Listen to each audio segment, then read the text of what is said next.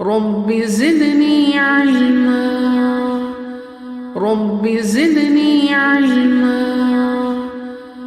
رب زدني علما۔ السلام علیکم ورحمۃ اللہ وبرکاتہ۔ ناظرین ساری حاضر خدمت ہیں اور آپ کے لیے ہم آج درس حدیث لے کر آئے ہیں۔ شروع کرتے ہیں۔ اعوذ باللہ من الشیطان الرجیم، بسم اللہ الرحمن الرحیم، نحمدہ ونصلی علی رسولہ الکریم وعلی ازواجہ واصحابہ وذریاتہ اجمعین۔ آج ہم ریاض الصالحین کا پہلا چیپٹر شروع کر رہے ہیں۔ آپ کو معلوم ہے کہ ریاض الصالحین جو ہے وہ تالیف کی ہے امام نووی نے، اور امام نووی 7th سینچری میں پیدا ہوئے تھے اور انہوں نے بڑی مارکۃ الآراء کتابیں لکھی ہیں۔ ان کی شرح مسلم بہت مشہور ہے اور ان کی 40 نووی مشہور ہے، اور یہ بہت ہی مشہور کتاب ہے ریاض الصالحین۔ اس میں انہوں نے ٹاپک وائز جو ہیں وہ دی ہیں حدیثیں، اور اس میں جو ہے انہوں نے قرآن کی آیتیں بھی کوٹ کی ہیں۔ تو بہترین کتاب ہے یہ، اور پڑھنے کے لائق ہے اور عمل کے لائق ہے۔ اور اس میں جو ہے آپ دیکھیں کہ آج 1445 ہجرہ ہے، اور وہ 7th سینچری میں ہجرہ میں پیدا ہوئے تھے اور اس زمانے کے ہیں وہ، لیکن الحمدللہ اور ماشاءاللہ سبحان اللہ کہ ان کی کتابیں آج بھی گھروں میں پڑھی جاتی ہیں اور پسند کی جاتی ہیں۔ اللہ تعالیٰ نے ان کے اس عمل کو منظور اور مقبول فرمایا۔ تو آئیے ہم شروع کرتے ہیں کہ پہلا چیپٹر ہے باب الاخلاص و احضار النیہ فی جمیل اعمال۔ تو کہہ رہے ہیں کہ تمام ظاہری و باطنی اعمال اور اقوال و احوال میں حسن نیت اور اخلاص کو پیش نظر رکھنے کا بیان۔ اس میں انہوں نے جو آیتیں دی ہیں کوٹ کی ہیں، قال اللہ تعالی وما امروا الا ليعبدوا الله مخلصین له الدین حنفاء ويقيموا الصلاة ويؤتوا الزكاة وذلك دین القیمہ۔ فرماتے ہیں اللہ تعالیٰ کا ارشاد ہے، اور ان کو اس بات کا حکم دیا گیا کہ وہ اخلاص کے ساتھ یکسو ہو کر اللہ کی عبادت کریں اور نماز قائم کریں اور زکوٰۃ ادا کرتے رہیں، اور یہی مضبوط دین ہے۔ یہ سورہ بینہ کی آیت ہے۔ اس میں اللہ تعالیٰ نے یہ ارشاد فرمایا ہے کہ انسانوں کو جو ہے اللہ نے یہ حکم دیا تھا کہ وہ اخلاص کے ساتھ یکسو ہو کر اللہ کی عبادت کریں۔ تو اس میں خاص اخلاص کا ذکر کیا گیا ہے کہ اخلاص کا مطلب ہوتا ہے خالص ہونا، اور حنفاء کے مطلب ہے حنیف سے بنا ہے یہ حنفاء، یعنی یکسو ہو جانا، تمام ارد گرد کی چیزوں کو چھوڑ دینا، تمام باطل معبودوں کو چھوڑ دینا، اور خالص بالکل اللہ کی عبادت کرنا۔ یہ حکم آیا تھا قرآن میں، اور اسی کے لیے پھر جو ہے اللہ تعالیٰ نے یہ 2 عمل قائم کیے ہیں کہ نماز کو قائم کرنا اور زکوٰۃ کو ادا کرنا۔ اور آپ کو معلوم ہے کہ ایمان کی جو اور شرائط ہیں وہ اس میں شامل ہیں، یہاں صرف 2 چیزوں کا ذکر کیا گیا ہے۔ اس کے بعد فرماتے ہیں وقال اللہ تعالی لن ینال اللہ لحومها ولا دماؤها ولکن ینالہ التقوی منکم۔ یہ سورہ حج کی آیت ہے۔ اللہ تعالیٰ کا ارشاد ہے اللہ تعالیٰ کو ہرگز ان کا گوشت اور خون نہیں پہنچتا بلکہ تمہارا تقوی پہنچتا ہے۔ تو اس میں ذکر ہے کہ جو حج کے زمانے میں قربانی کی جاتی ہے، جو حاجی ہیں وہ بھی کرتے ہیں، جو انہوں نے حج نہیں کیا ہے، جو حج میں نہیں ہیں عام مسلمان، ان کو بھی قربانی کا حکم دیا گیا ہے۔ بقرعید میں ہم سب قربانی کرتے ہیں اور اس میں ہم بہترین سے بہترین جانور لیتے ہیں۔ تو اللہ تعالیٰ ہی کہہ رہے ہیں کہ ان کا خون اور گوشت جو ہے نا وہ نہیں پہنچتا اللہ کو، بلکہ کیا پہنچتا ہے؟ تقوی یعنی اللہ کا خوف، اللہ کا ڈر، اللہ کی محبت، کہ انسان جو ہے وہ اللہ کی محبت میں قربانی کرتا ہے۔ کیوں کرتا ہے قربانی؟ اس لیے کہ اللہ نے حکم دیا ہے۔ ورنہ دیکھیں نا، جانور تو قربان ہوتے ہی رہتے ہیں، ہر وقت ہم گوشت کھاتے ہیں ان کا، لیکن اس میں ثواب نہیں ہے۔ ثواب اس میں ہے کہ آپ خاص دن جو ہے جانور کی قربانی کریں۔ اور پہلے عربوں کا دستور تھا کہ وہ گوشت اور خون لے جا کے کعبے میں رکھتے تھے، تو کہا کہ یہ نہیں چاہیے اللہ کو، یہ اس کو اللہ تعالیٰ کا مطالبہ یہ نہیں ہے، بلکہ اللہ تعالیٰ کا مطالبہ یہ ہے کہ تم اللہ کے احکام مانو۔ وقال اللہ تعالی قل ان تخفوا ما في صدوركم او تبدوه يعلمه اللہ۔ ارشاد باری تعالیٰ ہے، فرما دیجئے اگر تم اپنے سینوں میں چھپاؤ کوئی بات یا ظاہر کرو تو اللہ اس کو جانتے ہیں۔ یعنی اللہ سبحانہ تعالیٰ جو ہیں وہ اتنے باخبر ہیں، اتنے زیادہ ان کا علم ہے کہ جو انسان منہ سے بولتا ہے وہ تو جو ہے سب کو پتہ چل جاتی ہے، دیکھیں نا ہمیں دنیا میں ہمیں بھی پتہ چل جاتی ہے اور ریکارڈ بھی کر لیتے ہیں اور پھر آپ کو سنوا بھی سکتے ہیں، پھر انسان جو اس کا انکار بھی نہیں کر سکتا کہ اس نے بولا تھا جو بھی کچھ کہا تھا۔ لیکن جو انسان چھپا لیتا ہے کہ منہ سے بولتا کچھ ہے اور دل میں کچھ اور کسی کے خلاف رکھتا ہے، تو یہ بات کے لیے آج تک کوئی بھی آلہ ایجاد نہیں ہوا، یہ صرف اور صرف اللہ کا علم ہے۔ اللہ تعالیٰ کو یہ علم ہے کہ انسان اس وقت دل میں کیا سوچ رہا ہے۔ تو سبحان اللہ، اللہ تعالیٰ کا علم اتنا وسیع ہے کہ وہ ظاہر کو بھی جانتا ہے اور باطن کو بھی جانتا ہے۔ اس کے بعد وہ حدیثیں لے کر آئے ہیں امام نووی، اور کیا کہہ رہے ہیں کہ ان امیر المومنین ابی حفص عمر بن الخطاب بن نفیل بن عبد العزا بن رباح، اور پھر کون ہے بن عبداللہ بن قرط بن رضا اور ابن عدی اور بن کعب بن لوئی غالب القرشی العدوی رضی اللہ تعالی عنہ قال سمعت رسول اللہ صلی اللہ علیہ وسلم یقول انما الاعمال بالنیات وانما لکل امرئ ما نوى فمن كانت هجرته إلى الله ورسوله فهجرته إلى الله ورسوله ومن كانت هجرته لدنيا يصيبها أو امرأة ينكحها فهجرته إلى ما هاجر إليه۔ یہ حدیث جو ہے یہ متفق علیہ، صحتہ رواہ امام المحدثین ابو عبداللہ محمد بن اسماعیل بن ابراہیم بن المغیرہ اور بن بزدرہ۔ اب یہ دیکھیں کہ اس میں جو ہے پہلی بات جو ہے وہ یہ کہ اس میں حضرت عمر بن خطاب کا جو ہے وہ نسب بیان کیا گیا ہے کہ حضرت کس کے بیٹے تھے، پھر کس کے بیٹے تھے، پھر کس کے بیٹے تھے نا۔ تو عربوں میں جو ہے یہ نسب کی بڑی اہمیت ہوتی تھی پہلے نا، اور لوگ اس بات پہ بڑا فخر کرتے تھے کہ ان کی جو ہے وہ کسی بڑے اعلیٰ خاندان سے اور بڑے لوگوں سے ان کا تعلق ہے۔ تو اور پھر اس کے بعد ان کا پورا بیان کر ان کے نسب بیان کرنے کے بعد اب حدیث بیان ہو رہی ہے۔ کیا حدیث ہے؟ یہ بڑی مشہور حدیث ہے، اور امام بخاری نے اپنی کتاب جو ہے صحیح البخاری کو اسی حدیث سے شروع کیا ہے۔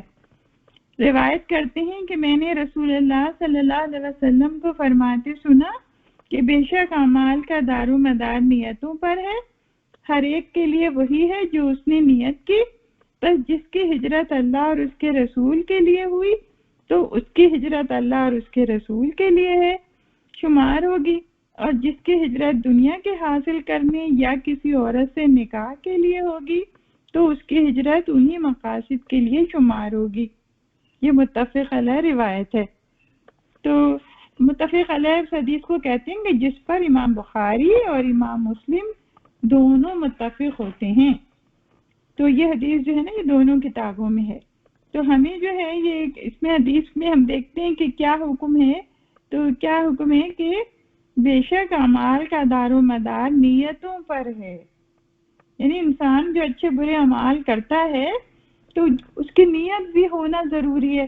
تو اگر اس نے نیت کی ہے اللہ کی خوشی کے لیے تو اللہ تعالیٰ اسے منظور و مقبول فرمائیں گے، اور اگر کسی اور نیت سے کوئی کام کیا ہے تو پھر اس پہ اجر و ثواب جو ہے وہ نہیں ملے گا، اور اس کو وہ چیز ملے گی جس کے لیے اس نے نیت کی ہے. کیونکہ اب دیکھیں جب محمد صلی اللہ علیہ وسلم مدینے تشریف لے گئے تھے تو پھر اس کے بعد ہجرت جو ہے وہ فرض ہو گئی تھی کہ جو مسلمان جہاں بھی ہے، چاہے حبشہ میں ہے، چاہے یمن میں ہے، چاہے مکہ میں ہے، وہ اگر آ سکتا ہے تو اس کو آنا لازمی تھا. ہجرت جو ہے وہ فرض تھی. تو جس نے بھی ہجرت کی، اور آپ کو معلوم ہے کہ صحابہ نے ہجرت کی، ہم دیکھتے ہیں کہ حضرت سلمان فارسی اپنا سارا سامان چھوڑ کے چلے گئے، صرف اپنی جان لے کے اور اپنا ایمان لے کے مدینے پہنچ گئے نا. اسی طرح ہم صحابیات کے بارے میں بھی دیکھتے ہیں کہ کس طرح انہوں نے قربانیاں دی ہیں. کہ ابو سلمہ کی بات ہے کہ کس طرح سے جو ہے وہ ام سلمہ جو ہیں وہ جب ابو سلمہ ہجرت کر گئے اور ام سلمہ کے گھر والوں نے انہیں جان ہی نہیں دیا، اور پھر 1 سال تک وہ پریشان رہی بچے کے ساتھ، اور پھر اس کے بعد جب وہ جاتی ہیں تو وہ اکیلی ہجرت کرتی ہیں. اس طرح بہت ساری صحابہ صحابیات نے ہجرت کی، اور ان کا اجر جو ہے اللہ نے اور اللہ کے رسول نے جو ہے وہ اللہ کے رسول نے منظور فرمایا، اور اللہ نے اس کو مقبول کر لیا. تو یہ کہا جا رہا ہے کہ جس انسان نے جس نیت سے ہجرت کی اس کو وہی اجر ملے گا. اب ہم لوگ جو ہے نا یہ اپنی ہجرتوں کو جو ہے اب جو ہے نا ہجرت باقی نہیں رہی. اب جو ہے ہجرت باقی نہیں رہی. جب فتح مکہ ہو گیا تو پھر فرض ہجرت جو ہے وہ ختم ہو گئی. اب لوگ ہجرت کرتے ہیں، کوئی کہیں جاتا ہے، کوئی کہیں جاتا ہے، کوئی پڑھنے کے لیے جا رہا ہے، کوئی مال کمانے کے لیے جا رہا ہے، تو وہ کر سکتا ہے، وہ اپنی ہجرت جو ہے وہ کر سکتا ہے. تو اب ہم یہ دیکھتے ہیں کہ حضرت ام المومنین عائشہ صدیقہ عنہا سے روایت ہے. آپ معلوم ہے ام المومنین جو تھی ام عبداللہ، انہوں نے اپنا جو لقب کیا رکھا تھا، کنیت رکھی تھی انہوں نے ام عبداللہ. اگرچہ ان کی کوئی اولاد نہیں تھی لیکن عربوں میں کنیت رکھنے کا رواج تھا، تو انہوں نے اپنے بھانجے کے نام پر رکھ لی کنیت. تو ام عبداللہ عائشہ رضی اللہ عنہا نے کیا کہا، قال رسول اللہ صلی اللہ علیہ وسلم، فرمایا کہ ایک لشکر کعبے پر حملہ آور ہوگا. کس نے کہا؟ یہ اللہ کے رسول نے فرمایا کہ ایک لشکر کعبے پر حملہ آور ہوگا. جب وہ بیدا یعنی ہموار زمین میں پہنچے گا تو اس لشکر کے اول سے آخری آدمی تک تمام لوگوں کو زمین میں دھسا دیا جائے گا. میں نے دریافت کیا کہ یا رسول اللہ، کیا ان کے اول و آخر کو دھسایا جائے گا؟ حالانکہ ان میں ان کے عام لوگ اور ایسے لوگ بھی ہوں گے جو ان میں سے نہیں ہیں. تو آپ صلی اللہ علیہ وسلم نے ارشاد فرمایا کہ ان کے اول و آخر کو دھسا دیا جائے گا، پھر اپنی نیتوں کے مطابق وہ اٹھائے جائیں گے. اب دیکھیں یہ کیسی پیاری بات ہے، کیونکہ دیکھیں نا جو بیدا کے مقام پہ لوگ ہوں گے اور جو حملہ کرنے آئے ہوں گے، تو جو لوگ وہاں تھے وہ تو حملہ نہیں کرنا چاہ رہے تھے نا. وہاں تو کوئی دکاندار ہوگا، کوئی بزنس مین ہوگا، کوئی ٹرانسپورٹ کا آدمی ہوگا، کوئی ایجوکیشن کا آدمی ہوگا، تو کتنے پوری بستی بسی ہوئی ہوگی. تو جو ایک لشکر آئے گا حملہ کرنے، تو مجرم تو وہ لوگ ہیں نا. مگر جب دنیا میں سزا ملتی ہے تو سب کو ایک ساتھ ملتی ہے. تو جب وہ بالکل زمین اندر سے بیٹھ گئی، نیچے ہو گئی زمین، اور تو سارے کے سارے لوگ جو ہے دھس گئے زمین میں، تو پھر اللہ کے نبی نے فرمایا کہ آخرت میں جب وہ اٹھائے جائیں گے تو نیتوں کے مطابق اٹھائے جائیں گے. تو جن کی نیت کعبے پہ حملہ کرنے کی تھی کورس وہ سزا پائیں گے، اور جن کی کعبے پہ حملہ کرنے کی نیت نہیں تھی وہ بچا لیے جائیں گے. تو سبحان اللہ، آپ دیکھیں نیت کتنی امپورٹنٹ چیز ہے. حضرت عائشہ رضی اللہ عنہا سے روایت ہے کہ حضرت صلی اللہ علیہ وسلم نے فرمایا کہ فتح مکہ کے بعد ہجرت نہیں لیکن جہاد اور نیت باقی ہے. جب تم کو جہاد کی طرف دعوت دی جائے تو فوراً نکل جاؤ. یہ بھی متفق علیہ حدیث ہے. تو یہ کیا کہا کہ جب تمہیں جہاد کی طرف دعوت دی جائے تو فوراً نکل کھڑے ہو. تو نیت باقی ہے، ٹھیک ہے. تو نیت کی کیا مطلب ہے؟ یہاں ہر نیک کام کے لیے نیت کر لینی چاہیے، تو نیت کا ثواب مل جاتا ہے. اور اس کے لیے جو بھی اچھے کام کی نیت کی ہے نا اس کی کوشش بھی کرنی چاہیے. مثلاً کسی نے یہ سوچا ہے کہ اسلامک اسکول بنائے گا, کسی نے سوچا کہ مسجد بنائے گا, کسی نے کہا کہ کسی کو بچے کو ایجوکیشن فری کرائیں گے. بہت سارے نیک کام ہو سکتے ہیں نا. تو جو بھی نیک کام ہیں, جو کسی نے سوچا ہے کہ قرآن کی تعلیم دے گا, تو جو بھی نیک کام ہیں جو بھی کسی کے بس میں ہیں اور جو بھی کوئی کرنا چاہتا ہے تو اس کی نیت کر لے اور اللہ کی خوشنودی کی نیت کرے, اس لیے کہ اللہ سبحانہ تعالیٰ تو پسند کرتے ہیں نیک کاموں کو, اور خاص اللہ کے لیے کرے گا تو پھر اس کو ثواب بہت زیادہ ملنے والا ہے.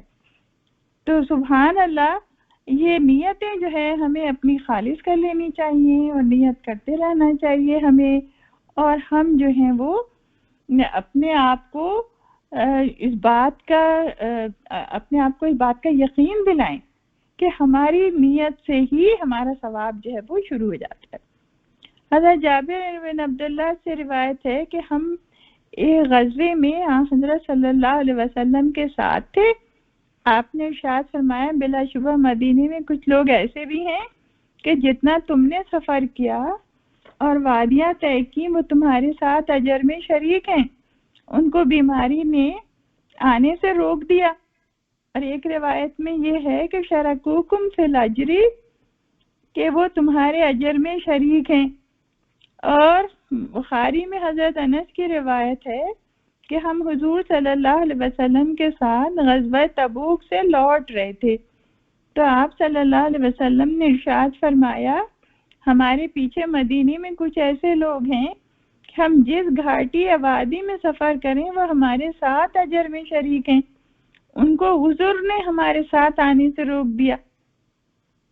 تو اس میں یہ دیکھیں کہ بہت سارے لوگ جو تھے جو غزوہ تبوک میں نہیں جا سکے تھے, اور وہ کیوں نہیں جا سکے, وہ تو اپنی جان لے کے آئے تھے حضور کے پاس, لیکن حضور کے پاس سواریاں نہیں تھیں, حضور کے پاس تلواریں نہیں تھیں, کس چیز سے وہ لڑتے, تو پھر وہ روتے ہوئے واپس چلے گئے.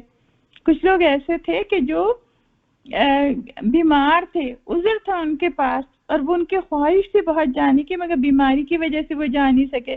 کچھ لوگ ضعیف تھے, وہ جانا چاہتے تھے مگر اپنی پیرانہ سالی کی وجہ سے نہیں جا سکے. تو نبی صلی اللہ علیہ وسلم نے یہ خوشخبری دی ہے کہ وہ آپ کے ساتھ, وہ جو مجاہدین جو لڑنے گئے تھے, کہا کہ ان کو بھی اجر ملے گا. اس لیے کہ ان کیوں ملے گا اجر؟ اس لیے کہ ان کی نیت تھی, ان کی جانے کی بالکل نیت تھی مگر ان کو موقع نہیں ملا. تو سبحان اللہ, یہ جو نیت کا ثواب ہے نا, تو اس میں جو ہے وہ شریک ہونے کی بہت ضرورت ہے.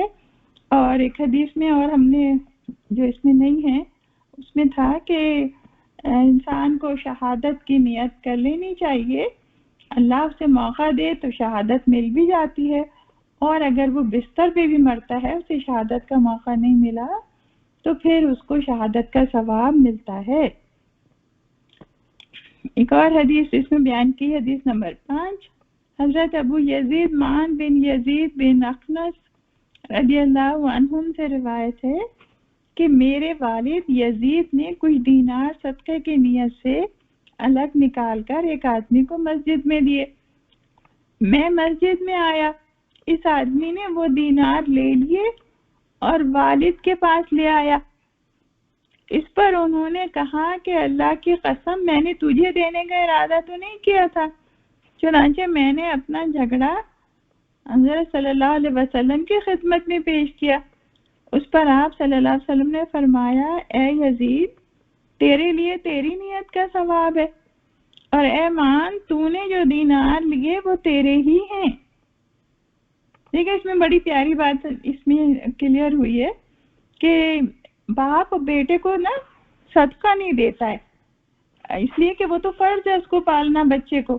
لیکن اب ایک باپ ہے, وہ امیر ہے, اور وہ چاہ رہا ہے کہ مدینے کے لوگ, جو آپ کو معلوم ہے نا مہاجرین ہجرت کر کے آ گئے تھے, بہت سارے لوگ تھے وہ, تو لوگ جو تھے نا زکوٰۃ اور صدقات جو ہے نا ان کو پہنچایا کرتے تھے. تو ایسے ہی جو صحابی یزید تھے انہوں نے پہنچائے. لیکن ہوا یہ کہ جن صاحب کو کہا تھا کہ بھئی کسی کو دے دینا تم، تو اتفاق سے ان کے بیٹے گئے تو ان کو دے دیا. تو وہ جب انہیں پتہ چلا تو وہ تو بہت ہی ناراض ہوئے کہ میں نے اپنے بیٹے کے لیے تو نہیں دیا تھا. پھر آپ کو معلوم ہے کہ حضور صلی اللہ علیہ وسلم نے کیا فیصلہ کیا کہ اس کو اس کی نیت کا ثواب مل گیا اور ان کی ضرورت پوری ہو گئی. اللہ نے ان کے بیٹے کو دلوا دیے.